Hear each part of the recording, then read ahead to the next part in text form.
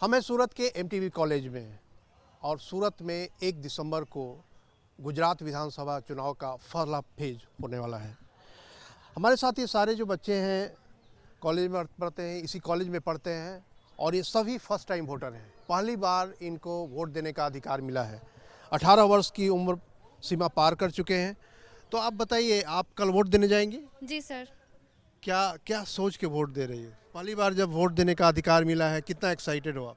Sir बहुत ज़्यादा excited हूँ। बचपन से ही सपना रहा है कि कब ये दिन आएगा कि वोट देने को मिलेगा और फाइनली कल वो दिन है कि मैं फर्स्ट टाइम वोट दूंगी। तो बहुत ज़्यादा एक्साइटेड हूँ, बहुत ज़्यादा खुशी है और बहुत गर्व होगा मुझे वोट देते टाइम कि मैंने कुछ अच्छा किया है। अच्छा, ये बताओ कि आप भी पहली बार चुनाव में भाग लोगे, वोट दोगे, तो आपको वोट देना इतना ज़रूरी क्यों लग रहा है, जिसके लिए आप भी बहुत उत्साहित हो गए बहुत पहले से? जी, वोट देना इसलिए ज़रूरी है क्योंकि हमारी जो डेमोक्रेसी है वो अपने हिसाब से जो चल पाए, जो अपना लीडर जो हम वोट देंगे और जिसको हम लीडर चुनेंगे वो अपना देश का, अपने गुजरात का हमारा जो नेतृत्व करेगा, तो कैसा नेतृत्व रहेगा, कौन नेतृत्व करेगा, किसकी विचारधारा से करेगा, ये देख के हम वोट देने वाले हैं। अच्छा, वोट देने में दो बातें होती हैं। एक तो है कि आप पार्टी को वोट देते हो, एक होती है कि व्यक्ति जो एमएलए होता है, एमएलए खड़ा होता है चुनाव में।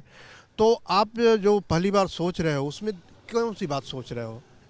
मैं सोच रहा हूँ कि कौन सी पार्टी हमारी विचारधारा से जुड़ी हुई है, जो समाज को लेकर चले। मैं विद्यार्थी हूँ तो ऑब्वियसली ये सोचूंगा कि विद्यार्थी हित को लेकर चले, राष्ट्र को, देश को प्रथम रखकर चले। ये पार्टी और ये एमएलए की जो विचारधारा होगी, मैं फर्स्ट टाइम उसको वोट देना चाहूँगा। तो एमएलए का अपना महत्व नहीं होता कि व्यक्ति चाहे जितना अच्छा हो या बुरा हो, अगर वो पार्टी में है तभी उसको वोट पड़ेगा, या उसका अपना व्यक्तित्व भी वोट देने में काम आता है आप लोगों के हिसाब से? नहीं, उसका व्यक्तित्व जरूरी है क्योंकि वो हमारे हिसाब से चले या पार्टी के हिसाब से चले वो जरूरी नहीं है कि वो हमें हमें देख के चले कि हमें क्या चाहिए, जिसकी जरूरत हो विद्यार्थियों को वो। तो आप भी पहली बार वोट दे रहे हो। आप किस विषय के विद्यार्थी हैं? मैं इकोनॉमिक्स का विद्यार्थी हूँ। देश का अर्थतंत्र अच्छा हो। लेकिन गुजरात जो है, गुजरात माना जाता है कि बिजनेस के मामले में काफ़ी आगे बढ़ा चढ़ा है। तो ऐसे में बिजनेस के लिए क्या वोट देना, लोकतंत्र जरूरी है, या इसके बगैर भी बिजनेस चल सकता है? नहीं, वैसा नहीं है, उसके बगैर भी बिजनेस चल सकता है, लेकिन जो पूरा क्षेत्र है ना वो बिजनेस के ऊपर चल रहा है ना, इसीलिए बिजनेस के ऊपर भार देना सही है। लेकिन उसमें लोकतंत्र क्यों जरूरी है, वोट देना क्यों जरूरी है? वोट देना ज़रूरी है क्योंकि अब हमारा एक वोट बहुत काम आता है देश के लिए। वोट देना बहुत ज़रूरी होता है।